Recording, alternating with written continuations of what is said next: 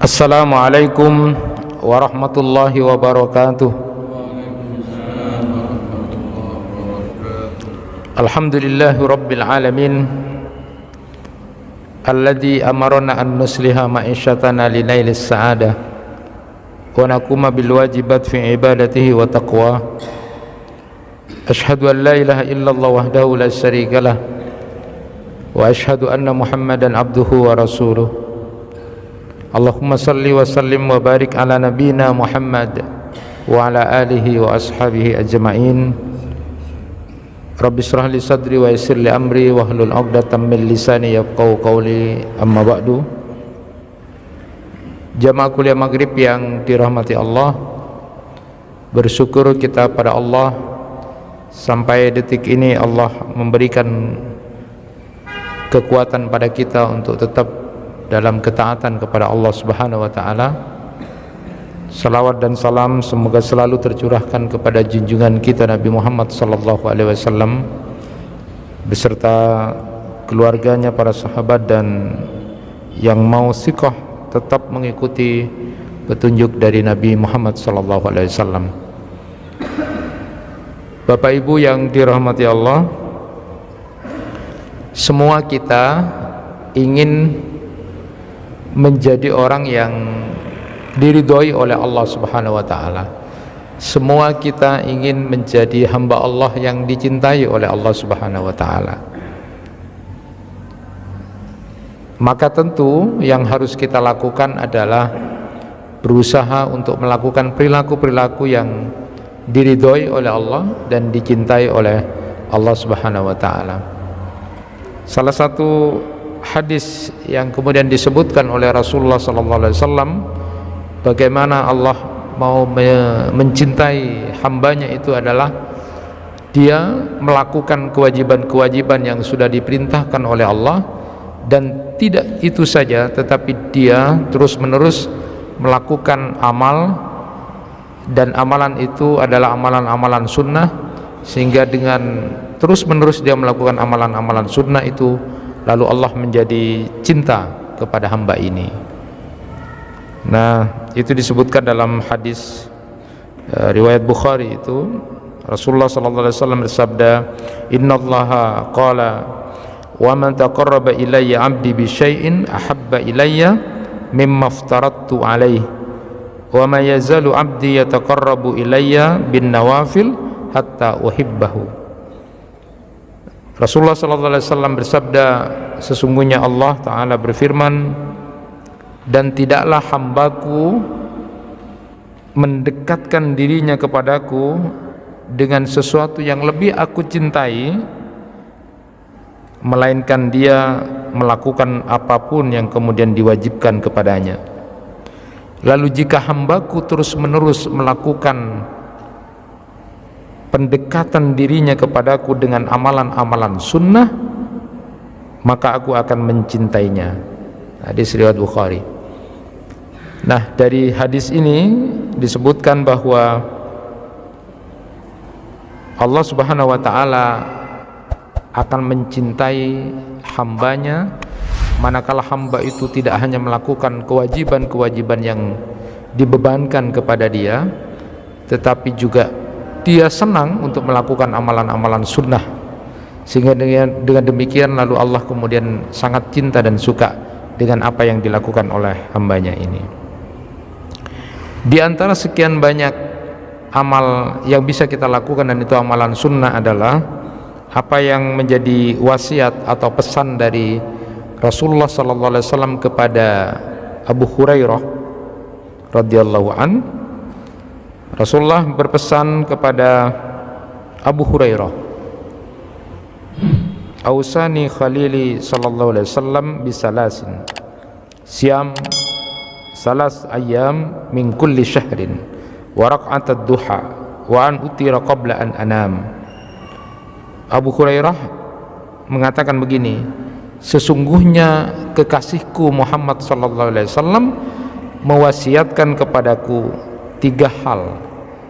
Artinya ini wasiat untuk kita semua juga. Jadi wasiat ini disampaikan oleh Rasulullah kepada Abu Hurairah, pesan jangan kamu tinggalkan ini. Dan ternyata pesan itu adalah amalan-amalan sunnah. Di antaranya beliau sebutkan adalah jangan kamu tinggalkan puasa 3 hari dalam 1 bulan, artinya itu ayyamul bid.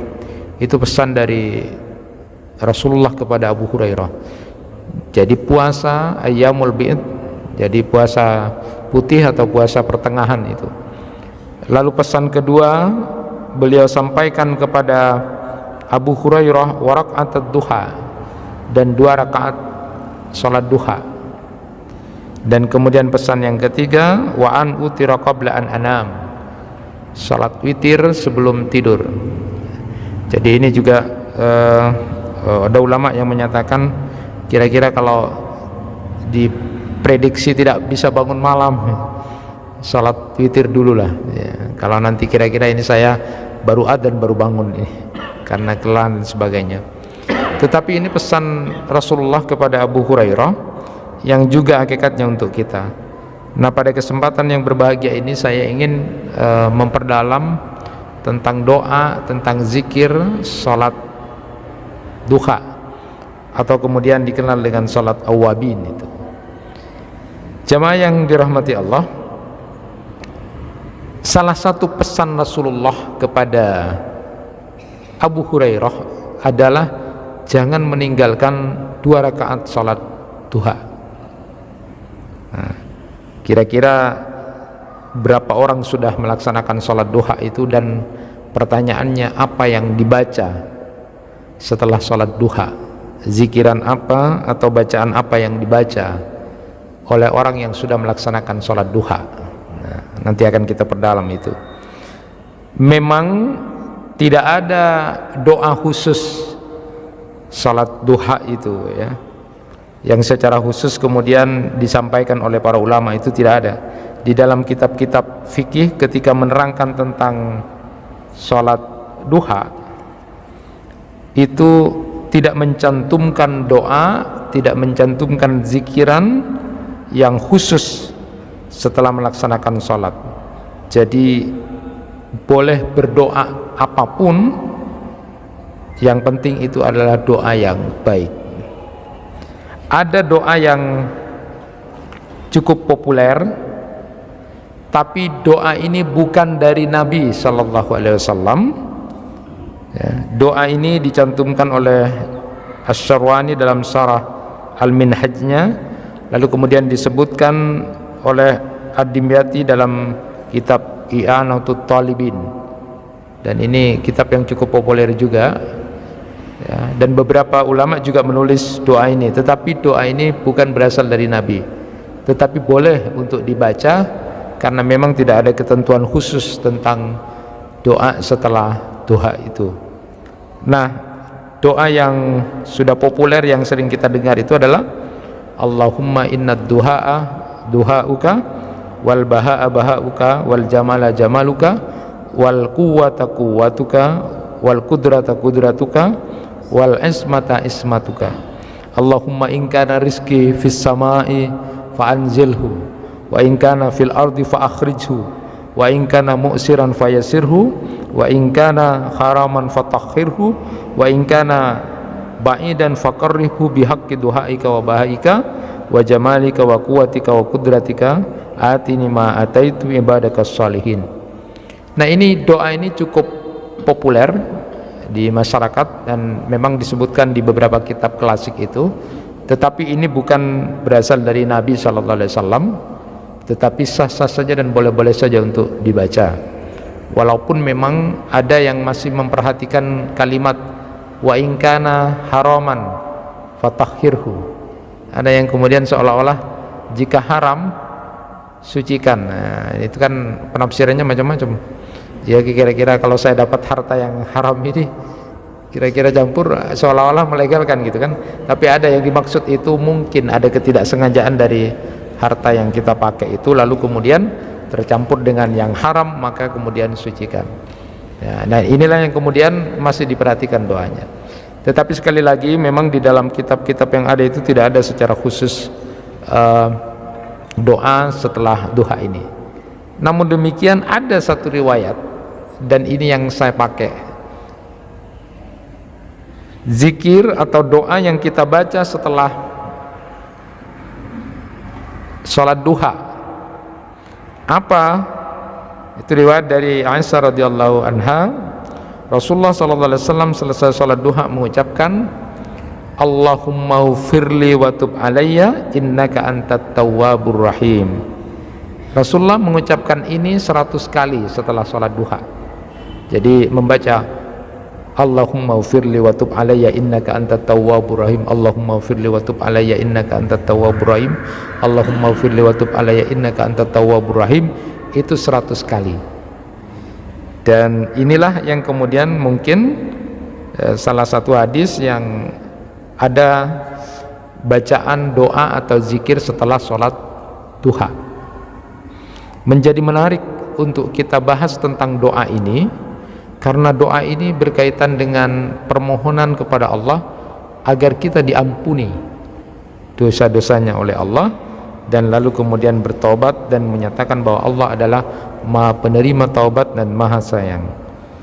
Jamaah yang dirahmati Allah, itulah kenapa kemudian salat duha ini disebut dengan salat awabin atau salat awabun. Di dalam salah satu hadis disebutkan salatul awabin hina tarmadul hisal. Salat awabin itu waktunya adalah saat kemudian anak unta itu sudah mulai kepanasan. Jadi memang disebut dengan awabun, salatul awabin. Ini yang menjadi menarik yang akan kita bahas, karena selama ini kemudian orang memberikan gambaran bahwa salat duha itu untuk mendapatkan rezeki saja, ya. Jadi kalau tujuan-tujuan rezeki yang dalam konteks harta-harta itu, ya. Tetapi di sini justru disebutkan ini adalah salat awabin. Jadi lebih kepada konteksnya orang yang selalu berada dalam ketaatan kepada Allah dan orang-orang yang mau kembali kepada Allah saat mungkin dia pernah tergeser atau menyimpang dalam hidupnya. Jadi kalau kemudian sholat duha hanya ditujukan untuk rezeki saja, ini banyak anekdot yang tidak bagus yang saya juga dapati gitu ya. Dulu pernah ada cerita, ini saya pernah ulang juga sampaikan, seorang profesor dosen saya ngajarkan, saya kadang-kadang menafsir yang salah tentang sholat duha ini untuk rezeki ya. Nah suatu saat saya di mall di Surabaya itu sholat di musallanya mall itu, tiba-tiba orang-orang ada yang sholat itu jam 9 itu sebelum mall itu buka gitu kan. Nah, lalu kemudian setelah itu saya gembira juga melihat ada orang-orang sholat duha itu. Tetapi rupa-rupanya katanya Pak dosen itu cerita, cuma setelah sholat duha itu mereka kemudian berkumpul bagi-bagi tugas. Jadi daerah mana itu rupa-rupanya adalah ada yang pencopet, ada yang mau ngambil di mana gitu. Itu sudah di strategi gitu. Rupa-rupanya rezeki tapi minta doa sama Tuhan gitu kan. Sama dengan model dramanya agamanya pelacur gitu kan. Ada Pak Prof Sam itu nulis agama pelacur. Ada di antara pelacur itu yang kemudian di malam Jumat dia kemudian sholat sambil nangis gitu kan. Jadi ada berbeda antara di depan maupun di belakang. Saat kemudian dia tampil di depan untuk menjual diri, tapi di belakang dia nangis karena dia sudah melakukan itu. Tapi kemudian dia juga susah untuk cari uang. Nah, ini ceritanya orang yang kemudian ternyata sholat duha itu dijadikan hal spiritual untuk bagaimana profesi mencopet dan profesi lain-lain itu disiapkan untuk kemudian dapat hasil yang bagus gitu kan. Karena diidentikan bahwa sholat duha itu adalah sholat untuk itu. Ada lagi yang lebih lucu, itu cerita yang nyata. Pernah ada seorang cerita, saya sholat duha, kan diterangkan sholat duha itu nanti akan memberikan rezeki. Tiba-tiba dia sudah berharap tapi tidak ada perubahan, rezekinya gitu-gitu saja gitu kan, tidak ada perubahan. Lah suatu saat sudah 3 bulan dia melakukan sholat duha secara intens, lalu kemudian dia berharap suatu saat ada yang ngetuk pintu. Wah, ini jangan-jangan ini adalah rezeki yang tidak disangka-sangka gitu kan. Dia sudah berharap begitu. Tapi kenyataannya saat kemudian sudah masuk salam, lalu kemudian ternyata orang yang datang, tamu yang datang itu bukan membawa rezeki yang tidak disangka-sangka. Ternyata justru datang untuk menagih hutang yang kira-kira 2 tahun lupa itu baru diingat. Wah, Arya palang gitu. Jadi ada tidak sweet itu antara apa yang dia lakukan. Nah, pada malam ini kita akan kaji lebih dalam ternyata sholat duha itu apa sih. Jamaah yang dirahmati Allah, Rasulullah SAW menyebut ini kalimat sholatul awwabin, ini sholat awwab gitu. Apa sih awwab itu? Di dalam Al-Quran itu kata awwab itu disandingkan kepada Nabi Daud dan Nabi Sulaiman, lalu juga kepada Nabi Ayub. Salah satu ayat yang menyebut kalimat atau kata awwab itu adalah dalam Quran surat Shad ayat 30. Wa wahabna li Dauda wa Sulaimana ni'mal abdu innahu awwab. Dan kepada Daud kami karuniakan anak bernama Sulaiman, dan dia adalah sebaik-baik hamba, sungguh dia awwab. Coba perhatikan, jadi kalimat awwab itu apa? Menurut Ibnu Abbas radhiyallahu an, orang yang apabila mengingat kesalahan-kesalahannya segera dia istighfar lalu memohon kepada ampunan Allah, itulah awwab. Jadi menurut Ibnu Abbas radhiyallahu anhuma, beliau menyatakan begini, awwab itu adalah orang yang ketika mengingat dosanya, ketika mengingat kesalahannya, lalu kemudian dia beristighfar, memohon ampunan kepada Allah, dialah awwab. Menurut Imam Al-Qurtubi, awwab itu adalah seseorang yang segera kembali menjalankan ketaatan kepada Allah. Jadi ini tepat sekali di tahun baru ini, kalau orang-orang yang mau kembali kepada Allah banyak melakukan sholat duha nanti, karena ini adalah sholat awwab, sholat dimana menandakan bahwa orang ini betul-betul mau kembali kepada Allah. Jadi yang mau hijrah, yang mau kemudian memulai tahun baru, ini masih permulaan, saya akan berusaha untuk berubah. Jadi orang-orang yang kemudian berusaha untuk kembali melakukan ketaatan kepada Allah, maka itu disebut dengan awwab. Menurut Imam Ar-Razi dalam tafsir beliau, kata kunci ayat ini adalah taklil, alasan mengapa kemudian Nabi Daud dan Nabi Sulaiman mendapat gelar atau penghargaan ni'mal abdu, sebaik-baik hamba. Kenapa digelari sebaik-baik hamba? Karena dia awwab, karena dia berada di dalam jalan ketaatan kepada Allah dan jauh dari kemaksiatan. Itulah awwab. Jadi kalau begitu, bayangan kita orang-orang yang melaksanakan sholat duha ini, yang disebut dengan sholat awwabin ini, adalah orang-orang yang memang betul-betul bertanda dia akan kembali kepada ketaatan kepada Allah, dia akan kembali melakukan kebaikan-kebaikan dan menjauhi kemaksiatan, menjauhi sesuatu yang tidak baik. Jadi tandanya adalah orang ini suka melaksanakan sholat duha yang disebut dengan sholat awwabin itu.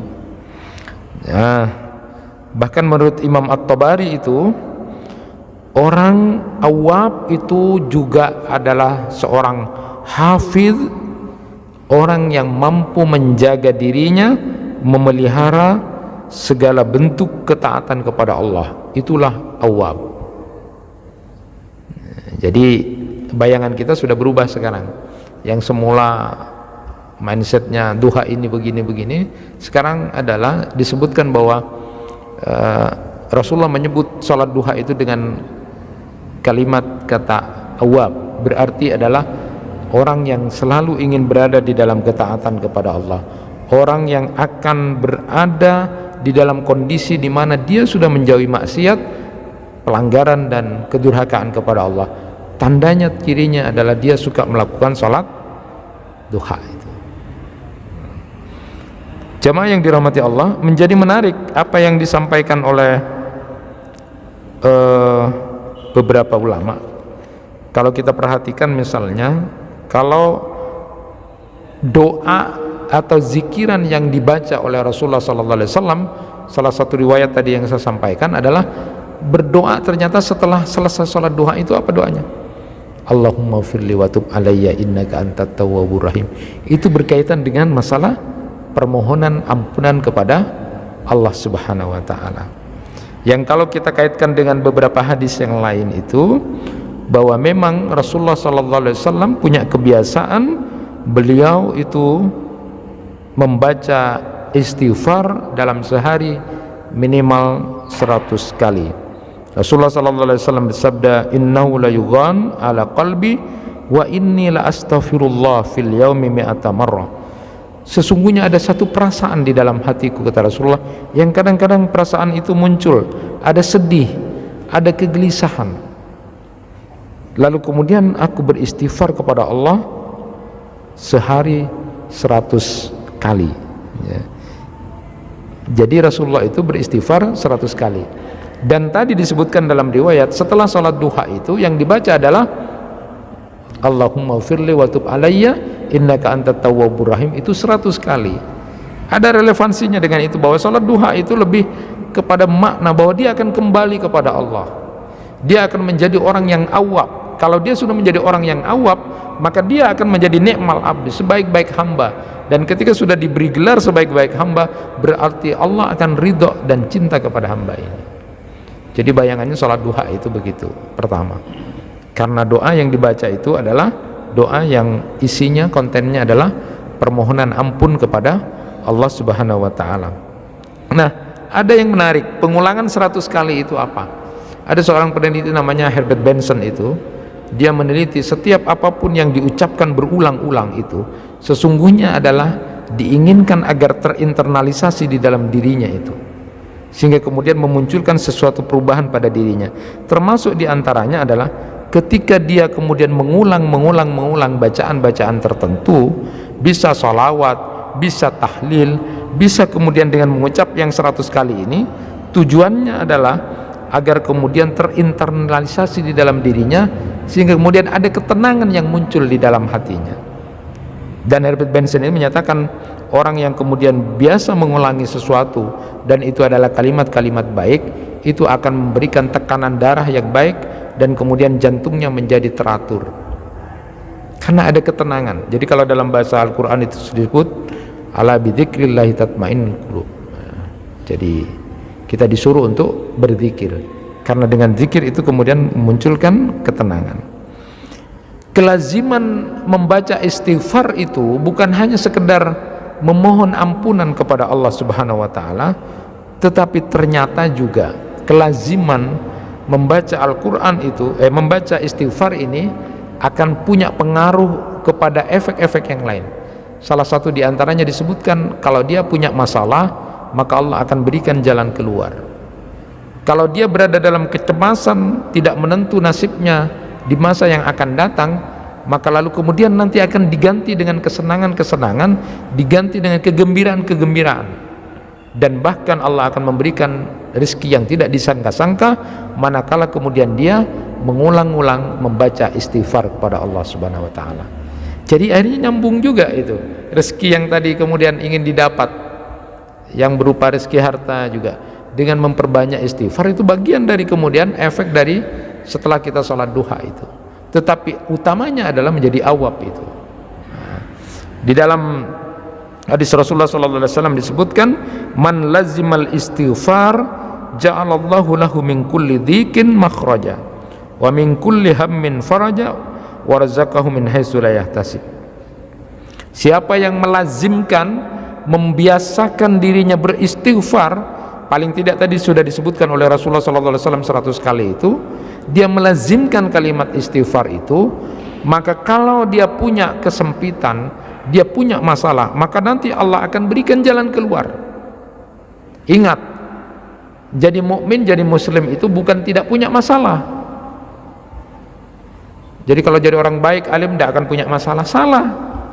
Makanya disebutkan di sini, kalau dia punya masalah, orang bertakwa juga begitu. Kalau dia punya masalah, Allah akan berikan jalan keluar, bukan luput dari masalah-masalah. Kalau mau luput dari masalah, mati, itu selesai sudah ya. Jadi selama hidup kita pasti punya masalah-masalah. Tetapi yang terpenting adalah Allah akan memberikan jalan keluar. Nah, disebutkan begitu.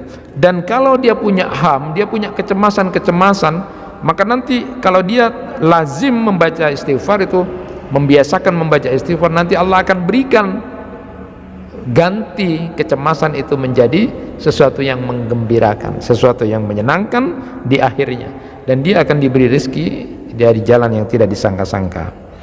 Nah, ini jamaah yang dirahmati Allah, supaya kita kemudian memahami tentang istighfar itu yang ternyata dibaca setelah sholat duha. Bahkan saya baca di kitabnya Dr. Nadia Tayyarah itu, di Mausu'atul I'jaz Al-Quran itu, jadi berbicara tentang kemukjizatan Al-Quran itu, beliau seorang penulis, seorang peneliti juga menyebutkan bahwa istighfar itu dapat kemudian menyembuhkan penyakit komplikasi kejiwaan, ya. Jadi para ahli jiwa itu mengatakan orang-orang yang menderita sakit mental itu biasanya diakibatkan tekanan batin, karena dia mungkin pernah punya masalah yang membuat dia traumatik, atau kemudian membuat dirinya menjadi kemudian tidak baik dalam kehidupannya, mentalnya tidak bagus, akhirnya komplikasi jiwanya itu. Nah, oleh sebab itu para ilmuwan kemudian menyimpulkan bahwa orang yang mengakui kesalahan, orang yang mengakui kesalahan sesuatu di depan seseorang, maka itu akan bisa menimbulkan ketenangan pada jiwanya, karena dia sudah tidak merasa bersalah. Kasus yang sekarang disidangkan begitu, ketika sudah diakui begini-begini, dia akan tenang. Itu namanya dalam ilmu psikologi adalah psikoanalisis, ya, pengakuan seseorang pasien terhadap perawat atau dokter atau pada psikiater ketika dia kemudian menyampaikan apa adanya dengan los. Nah, istighfar itu sebenarnya juga adalah merupakan pengakuan kepada Allah bahwa kita ini tidak sempurna, banyak kesalahan-kesalahan yang kita buat, banyak dosa-dosa yang kita lakukan, sehingga kemudian kita beristighfar kepada Allah Subhanahu wa taala. Bahkan ketika selesai sholat pun, selesai sholat fardu pun, yang kita baca adalah istighfar. Padahal secara logika kita kan sudah melakukan kebaikan, gitu. Kok masih istighfar? Bahkan ketika kita mengadakan majelis taklim seperti ini, nanti selesainya juga membaca istighfar. Subhanakallahumma bihamdika asyhadu an la ilaha illa anta astaghfiruka wa atubu ilaik. Jadi minta istighfar juga. Mungkin dalam majelis taklim ini kita lalai, kita kemudian tidak mendengarkan dengan baik, tidak masukkan dalam hati. Dalam sholat mungkin ada kekurangan, kita mungkin pada saat waktu tertentu lalu kemudian rukuknya tidak bagus, lalu kita istighfar pada Allah, mengakui kepada Allah. Pengakuan istighfar itu, pengakuan ketika istighfar itu adalah pengakuan kepada Allah bahwa kita tidak sempurna, ada banyak kesalahan, sehingga muncullah ketenangan itu. Kita akan menjadi orang tenang ketika kita mengakui bahwa kita masih banyak salah, ya Allah, banyak dosa yang kita lakukan. Itulah kemudian gunanya kenapa kita kemudian banyak membaca istighfar itu. Dan hebatnya ketika Imam Hasan Al-Basri itu ditanya oleh beberapa orang dengan persoalan yang berbeda, tapi kemudian tips yang diberikan, jawaban yang diberikan oleh Imam Hasan Al-Basri itu jawabannya satu: perbanyak istighfar. Jadi saat ada orang yang melaporkan dalam satu kampungnya sudah ada musim paceklik, tidak turun hujan, ya, jadi kira-kira ini sudah tanaman kering semua gitu, semuanya pada kehausan, paceklik, lalu kemudian dijawab Imam Hasan Al-Basri, perbanyaklah istighfar. Saat ada orang yang datang kepada Imam Hasan Al-Basri mengadu bahwa dia sempit, rezekinya sudah sempit, apa yang dijawab oleh Imam Hasan Al-Basri? Perbanyaklah baca istighfar. Ketika datang seorang lagi mengadu, dia tidak punya anak, sudah lama tidak punya anak, lalu kemudian disampaikan oleh Imam Hasan Al-Basri, perbanyaklah kamu membaca istighfar. Dan itu ketika ditanya oleh murid Imam Hasan Al-Basri, kenapa Tuhan menjawab persoalan yang berbeda-beda tetapi Tuhan jawab dengan satu jawaban yang sama, perbanyak istighfar. Lalu beliau menyatakan, karena aku ingat apa yang disampaikan oleh Allah dalam Quran surat Nuh ayat 10 sampai 12, faqultu istighfaru rabbakum innahu kana ghaffara yursilis samaa 'alaikum midrara wa yumditkum bi amwalin wa banin wa yaj'al lakum jannati wa yaj'al lakum anhara. Jadi suruh perbanyak istighfar, nanti akan turun dari langit hujan, lalu kemudian nanti akan diberikan harta, lalu kemudian juga anak-anak. Itu yang menjadi dasar dari Imam Hasan al-Basri ketika ada orang yang mengadu dengan persoalan-persoalan hidupnya yang berbeda-beda, tetapi dijawab dengan jawaban yang sama, perbanyaklah istighfar. Nah, kalau kita kemudian kembali kepada salat duha ini, salat awabin ini menunjukkan bahwa ketika setelah salat duha itu yang terpenting adalah dibaca. Satu riwayat ini adalah Allahumma ufirli wa tub alayya innaka antat tawwabur rahim, berulang sampai 100 kali. Itu yang kemudian salah satu riwayat menyebutkan tentang doa yang kita baca pada saat kita selesai melaksanakan salat duha. Jamaah yang dirahmati Allah, para ulama berbeda pendapat tentang hukum salat duha ini. Pendapat pertama menyatakan bahwa salat duha ini disunnahkan untuk dilakukan kadang-kadang saja, tidak terus-menerus. Ada dalil dari hadis Abu Sa'id, Rasulullah sallallahu alaihi wasallam mengerjakan salat duha sampai kami mengatakan seolah-olah Rasulullah tidak akan meninggalkan salat duha. Tapi di riwayat tetapi kemudian beliau suatu saat meninggalkan salat duha. Lalu kemudian kami beranggapan bahwa beliau tidak akan pernah mengerjakan lagi. Sehingga pendapat pertama dari ulama ini menyatakan bahwa salat duha itu dilakukan kadang-kadang saja, tidak terus-menerus. Ini pendapat pertama. Di dalam kitab Fiqhul Islam wa Adillatuhu itu, Profesor Wahbah Zuhaili juga menyatakan sebagian ulama Hanabilah, Imam Ahmad itu, salat duha tidak disunnahkan untuk dilakukan terus-menerus karena Nabi SAW sendiri tidak menjalankan salat duha itu terus-menerus. Lalu kemudian kalau kemudian dilakukan terus-menerus seolah-olah tidak beda dengan salat fardu. Namun sebagian ulama lain, kata beliau di kitab Fiqhul Islam wa Adillatuhu itu yang saya baca itu, ada seperti Abul Khattab menyatakan menjalankan salat duha atau salat awabin ini secara terus-menerus hukumnya sunnah, karena Nabi SAW berpesan kepada sahabat, diantaranya adalah Abu Hurairah, wasiatnya itu jangan kamu tinggalkan salat duha walaupun cuma 2 rakaat. Jadi ini perbedaan pendapat. Nah, ada juga hadis Nabi yang kemudian dinukil oleh beliau di kitab Fiqhul Islam wa Adillatuhu itu, hadis dari Nahas bin Kohan, man hafadha ala suf'atid duha gufirat dunubuhu wa in kanat mithla zabadil bahri. Barang siapa yang menjaga sholat duha, maka dosa-dosanya akan diampuni meskipun sebanyak buih di lautan. Jadi ini menjadi penting. Ternyata setelah selesai sholat duha itu yang dibaca adalah Allahumma ufirli wa tub alayya innaka antat tawwabur rahim 100 kali. Kemudian pendapat yang kedua menyatakan bahwa disunnahkan sholat duha apabila tidak melaksanakan sholat malam.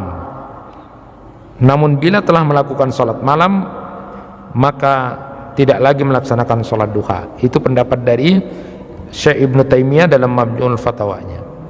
Jadi kalau bapak dan ibu sudah sholat malam, maka kemudian tidak disunnahkan untuk melaksanakan sholat duha. Namun manakala malam itu bapak dan ibu tidak sholat malam, maka disunnahkan untuk melaksanakan sholat duha. Ini pendapat dari Syekh Ibnu Taimiyah di dalam Majmu'ul Fatawanya. Kemudian pendapat yang ketiga ini diambil dari pendapat murid beliau Ibnu Qayyim, sholat duha itu hakikatnya itu dilaksanakan karena suatu sebab. Karena Nabi melaksanakan sholat duha itu juga karena sebab. Seperti Rasulullah baru dari safar ketika Fathu Makkah dan berkunjung pada satu kaum, ya, seperti hadis Utban itu kan ada sebab. Jadi kalau kira-kira ada sesuatu ya sholat aja sholat duha karena ada sebab. Itu pendapat yang ketiga. Sedangkan pendapat yang keempat, dan ini menurut pendapat jumhur ulama, bahwa sholat duha itu adalah sholat yang disunnahkan secara mutlak walaupun kedudukannya ghairu muakkad. Nah, itu pendapat para ulama tentang hukum sholat duha. Tetapi pada kesempatan ini saya ingin menekankan, mengingatkan kembali tentang keutamaan sholat duha itu, sehingga kemudian juga kita diperbolehkan untuk melaksanakan sholat duha itu terus menerus. Ada beberapa dalil yang akan saya sampaikan dan ini penting sekali. Pertama adalah hadis riwayat Abu Dzar yang kemudian di situ disebutkan bahwa yusbihu ala kulli sulama min ahadikum sadaqah, fa kullu tasbih sadaqah, wa kullu tahmidah sadaqah, wa kullu tahlilatin sadaqah, wa kullu takbiratin sadaqah, wa amrun bil ma'ruf sadaqah, wa nahyun 'anil munkar sadaqah, wa yujzi'u min dzalika rak'atani yarka'uha minad duha. Jadi setiap pagi persendian kita ini wajib disedekahi, ya. Jadi bisa dengan tasbih, tahlil, takbir, baca amar ma'ruf nahi munkar. Tetapi bisa kemudian nikmat kita bangun dalam keadaan sehat, tulang-tulang kita sehat itu bisa kemudian dicukupkan atau diganti dengan sholat duha 2 rakaat. Jadi kalau kita kembali kepada hadis ini, sebenarnya sholat duha 2 rakaat itu adalah untuk membayar sedekah kepada tulang-tulang kita, persendian kita yang jumlahnya ada 360 ini, yang kemudian susah untuk dibayar dengan sedekah 360 macam itu. Maka itu bisa dicukupi dengan sholat duha 2 rakaat. Jadi bentuk syukur kita kepada Allah, sudah bangun dalam keadaan sehat di pagi hari, sudah tidak nyongaronyo, sudah enak bisa jalan misalnya, sudah jalan, maka sebagai wujud syukur kepada Allah kita harus mensedekahi semua ruas tulang dan persendian kita yang di dalam riwayat hadis yang lain itu disebutkan jumlahnya 360. Kalau itu tidak memungkinkan karena kita tidak sanggup dengan macam 360 itu, maka bisa dicukupkan dengan sholat duha 2 rakaat. Nah, ini yang kemudian memotivasi kita untuk kemudian melaksanakan sholat duha ini. Tadi bayangkan kalau kemudian Rasulullah menyatakan harus disedekahi, itu kan, padahal satu sisi nilai sholat duha itu untuk mencukupi rasa syukur kita kepada Allah sudah sehat, tapi di sisi lain yang menarik adalah bahwa gerakan-gerakan sholat yang kita lakukan itu justru akan menyehatkan tulang dan persendian kita ini. Ada banyak penelitian seperti yang dilakukan oleh Dr. Syafiq Zayyad itu, dia mengatakan bahwa gerakan-gerakan sholat terutama ruku dan sujud itu luar biasa bagusnya, karena itu kemudian melibatkan lutut dan tulang belakang kita, sehingga kemudian mengurangi risiko terjadinya pembengkokan tulang belakang dan juga mengeraskan otot-otot perut. Jadi jauh lebih bagus dibanding pijit, dibanding kemudian terapi uap. Ternyata kalau sholatnya itu gerakannya sesuai dengan yang diajarkan oleh Rasulullah, justru akan membaguskan tulang-tulang dan persendian itu. Ada juga penelitian itu oleh Dr. Salih Muhammad Rusdi itu, beliau meneliti setiap mau Ramadan itu diteliti kesehatan tulang dan persendian seseorang, apakah ada perubahan ketika sholat tarawih 8 rakaat selama sebulan itu dengan yang tidak melakukan sholat. Ternyata hasilnya memang berbeda dan bagus. Kalau gerakan sholatnya itu bagus, selama sebulan itu melakukan sholat tarawih itu, ternyata ada perbedaan yang bagus. Ya, termasuk diantaranya ada tumak ninanya. Tapi kalau gerakan sholat cepat-cepat mungkin tidak, itu justru akan membuat shock ya, tulang dan persendian gitu kan. Nah ini yang pertama. Yang kedua, luar biasanya sholat duha itu. Dalam satu riwayat disebutkan saat Nabi mengutus satu pasukan dan kemudian pasukan itu pulangnya cepat karena menang cepat gitu kan, terus dapat harta rampasan yang banyak, lalu kemudian orang-orang kemudian menjadi kagum, enak sekali perang ini gitu kan. Sudah sebentar lalu dapat ghanimah yang banyak, lalu kemudian pulangnya cepat ke rumah. Lalu kemudian Rasulullah SAW menyatakan begini, ala adullukum ala akrabim minhum magza wa aksari ghanimah wa usyaki raj'ah. Maukah aku tunjukkan, kata Rasulullah, satu amalan yang itu seolah-olah seperti perang yang cepat selesai, dapat untung yang banyak karena dapat ghanimah yang banyak, lalu kemudian balik pulang cepat. Apa kemudian yang disebutkan oleh Rasulullah? Man tawadda'a summa ghada ilal masjid lisabhatid duha fahuwa aqrabu magza wa aksaru ghanimah wa awsyaku raj'ah. Siapa orang yang kemudian berwudu dari rumahnya, kemudian dia berangkat ke masjid, lalu dia melaksanakan sholat duha, maka dia seolah-olah adalah orang yang selesai perang dengan cepat, dapat harta rampasan yang banyak dan kembali dalam keadaan cepat.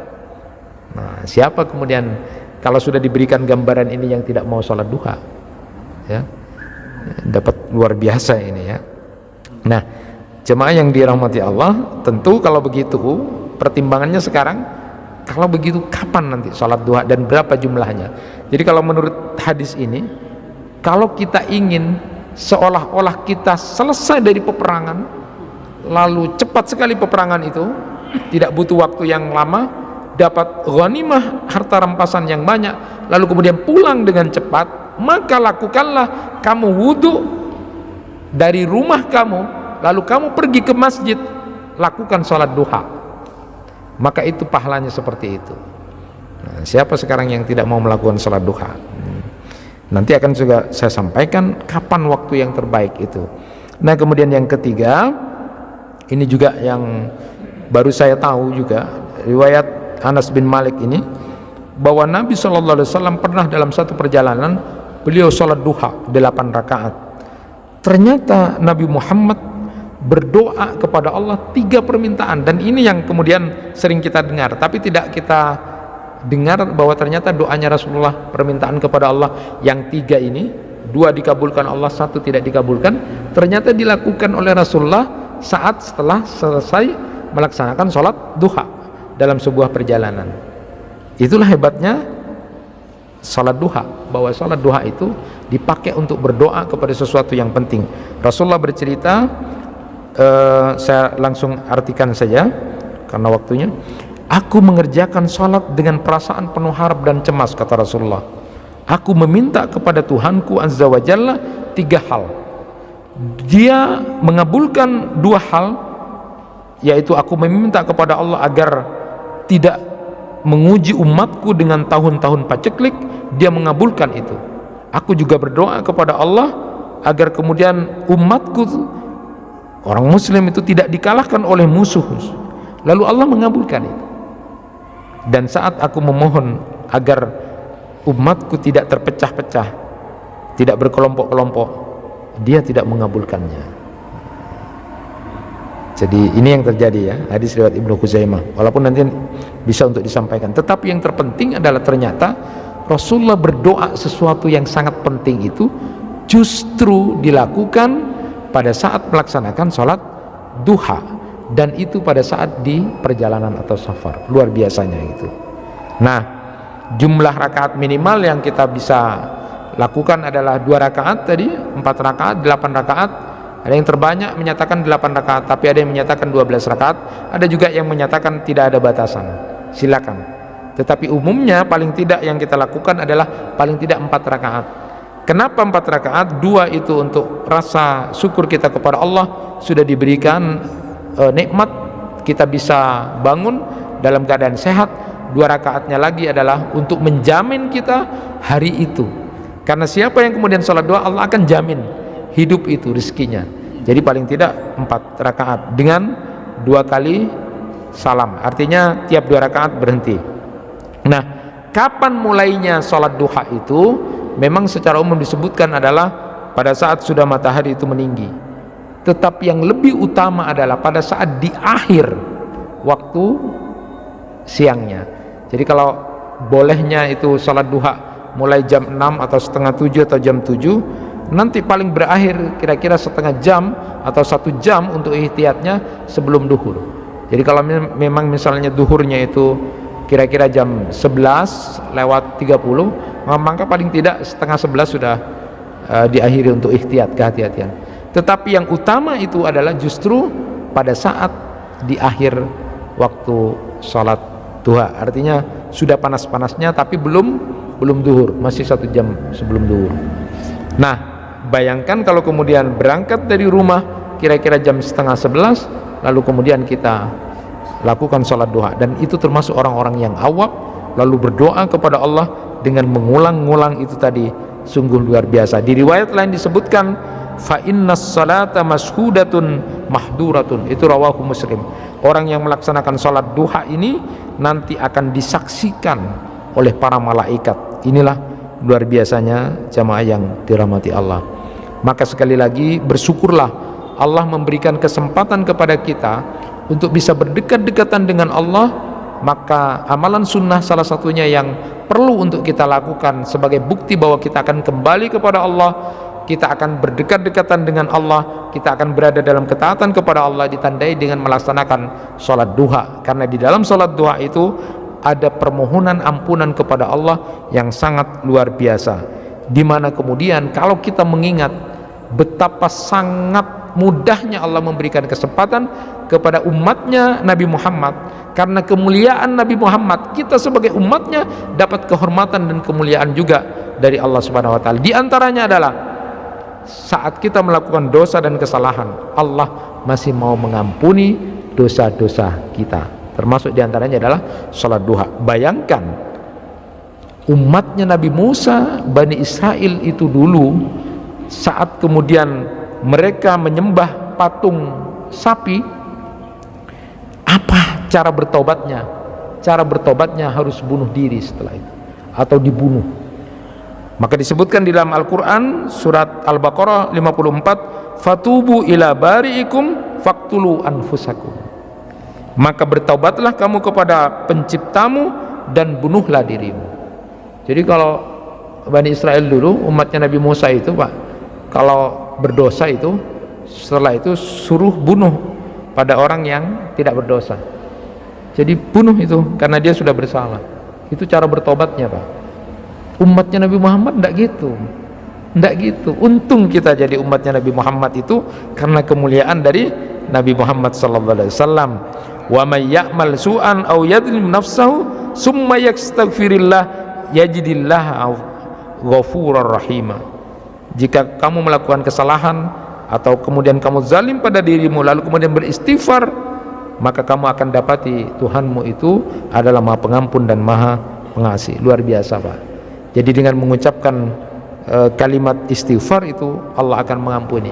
Maka ciri orang bertakwa pun seperti yang pernah saya sampaikan di dalam Quran surat Ali Imran itu adalah bukan orang yang tidak pernah bersalah, tapi orang yang bertakwa pun, walladzina idza fa'alu fahisatan aw zalamu anfusahum dzakarullah fastaghfaru lidzunubihim. Jadi orang bertakwa itu saat dia merasa melakukan fahisah, kejahatan, kekejian, atau kemudian dia menzalimi dirinya sendiri, lalu kemudian dia ingat kepada Allah dan beristighfar. Kemudian disebutkan di situ walam yusirru ala ma fa'alu, dia tidak lagi kembali melakukan dosa dan kesalahan yang sama, maka Allah akan mengampuni. Itulah hebatnya umatnya Nabi Muhammad sallallahu alaihi wasallam. Coba di umat-umat terdahulu juga disebutkan kalau dia berbuat salah itu nanti di rumahnya akan disebutkan orang ini berbuat ini lalu kemudian hukumannya ini. Itu dulu Pak. Jadi kaumnya Bani Israel itu kalau berbuat salah itu nanti di rumahnya besoknya muncul kalimat orang ini berbuat salah ini hukumannya ini. Tapi kalau kita umatnya Nabi Muhammad dimuliakan oleh Allah, ditutup justru aib-aib kita ini, tidak ditampakkan kecuali muhajir itu. Siapa yang muhajir itu adalah orang yang sudah ditutup dosanya oleh Allah, tapi dia sendiri yang bangga. Malamnya dia sudah berbuat dosa, tapi kemudian ditutup oleh Allah. Tapi dia sendiri yang ngomong, engkau malam anu orang, pano masa engkau, padahal sudah ditutup sebenarnya. Dan ini salahnya sendiri. Tapi umatnya Nabi Muhammad luar biasa. Tapi umat terdahulu itu dituliskan begitu, Pak. Bahkan ketika melakukan dosa, itu langsung dilakukan hukuman. Jadi kalau lidahnya berbohong, dipotong.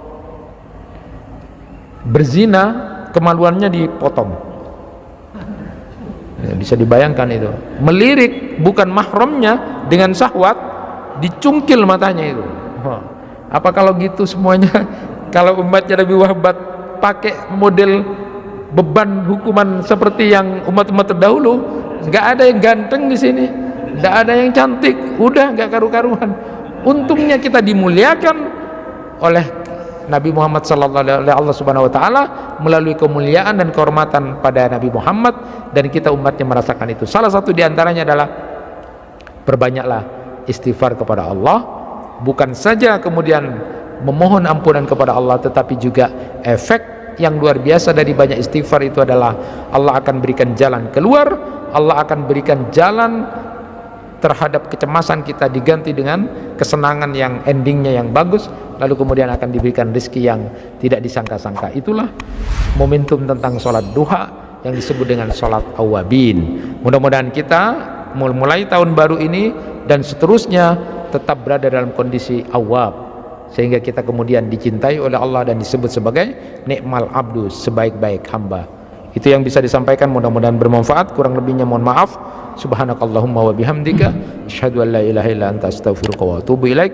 Assalamualaikum warahmatullahi wabarakatuh.